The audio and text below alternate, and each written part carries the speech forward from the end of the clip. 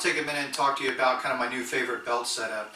You guys know me, I'm not one of these guys that has to go out and get the latest, greatest Tactical Ninja Cobra belt or anything like that.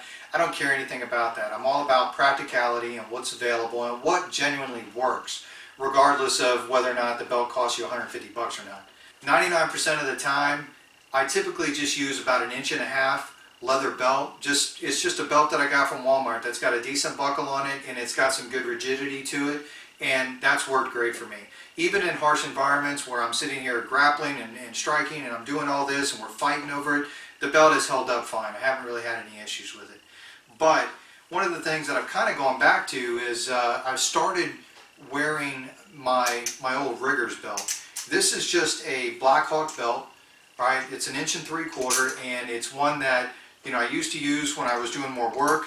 And really, I like this because if my waist size happens to fall in between the belt holes or whatever, what ends up happening is I'm kind of in between belt holes right now, and this will allow me to do that. But I wanted to take a minute and just kind of show you how I've got this set up, because since I've started using this more, I really like it a lot. So one of the things that we have here is obviously it's cut to length, so it's got the Velcro on the end here, and it's got the soft side of the Velcro on the inside.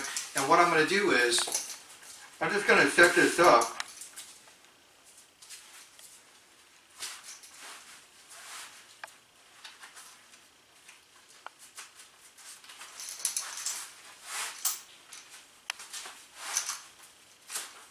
Just going to set this up the same way that you would any other belt. One thing that I am going to do though is I'm going to go ahead and I'm going to run that loop, that Riggers loop, I'm going to run it all the way up to the edge of that first belt loop there. And then what I'm going to do is I'm going to set that hook back on it, and I'm going to take the Velcro and run it through. As I run it through, what that's going to do is that's going to make sure that I don't have any shift in the belt side to side. So if I don't have this set up this way, and my belt can actually shift a decent amount back and forth, what ends up happening is I end up getting this thing to actually sit to where it's not going to shift at all. So I'm going to run this through, run it back, and then this is where you would typically just mount this back here. You want to make sure that you got a little bit of space in here for your holster. Now, I'm using the grappling holster by Zulu Ops that I kind of worked with Mike on coming up with this design. So I've got the larger pad here, and what I like about this is that as I set this in, I'll go ahead and set this in, you'll hear it. It actually pops and locks in there.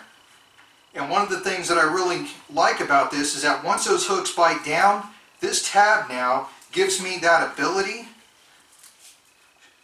to go ahead and wrap back over the top, and you'll see how it helps conceal the hooks so that I don't run that risk of actually printing with the hooks, which hasn't really been an issue even with other belts. But the other thing that I really like about this is that it is impossible for you to rip this holster off now. So as I'm sitting here like this, these hooks are bit down on that lower section of the belt, and that upper section that comes back and Velcros back, it helps hide the line, but it also prevents those hooks. Like, there's no way that those hooks are ever going to come off. So from here, I can go ahead and holster pretty good to go in here, and then I'm fairly concealed here. And I just really like that setup. So it works out well. As I'm sitting here, I can go ahead and run some drills. And just over and over, I just really like how smooth this thing works, how it covers up from printing and everything else. So you guys, I wanted to kind of pass that along for you guys. A lot of guys are kind of throwing out the old school Riggers belts and stuff, and they're going with the new stuff, the Cobra style buckle.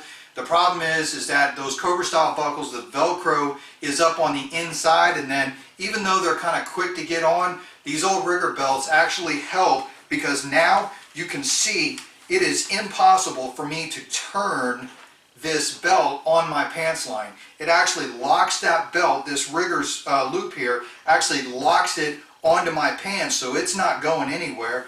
This tab comes back, hides the hooks, prevents that holster from being ripped out. And if you guys have ever done any kind of force on force, or if you've ever watched any of the force on force videos that I've done, you've seen these holsters actually get ripped out before. Now we've designed these hooks on this Zulu Ops Combatives belt, or the Zulu Ops Combatives holster, excuse me. We've designed these hooks to be able to fight against that, and I've never had it ripped off, but an added layer of protection doesn't hurt either. Putting this strip back over the top of these hooks ensures that there is absolutely no physical way possible you are going to rip that holster out of somebody's pants.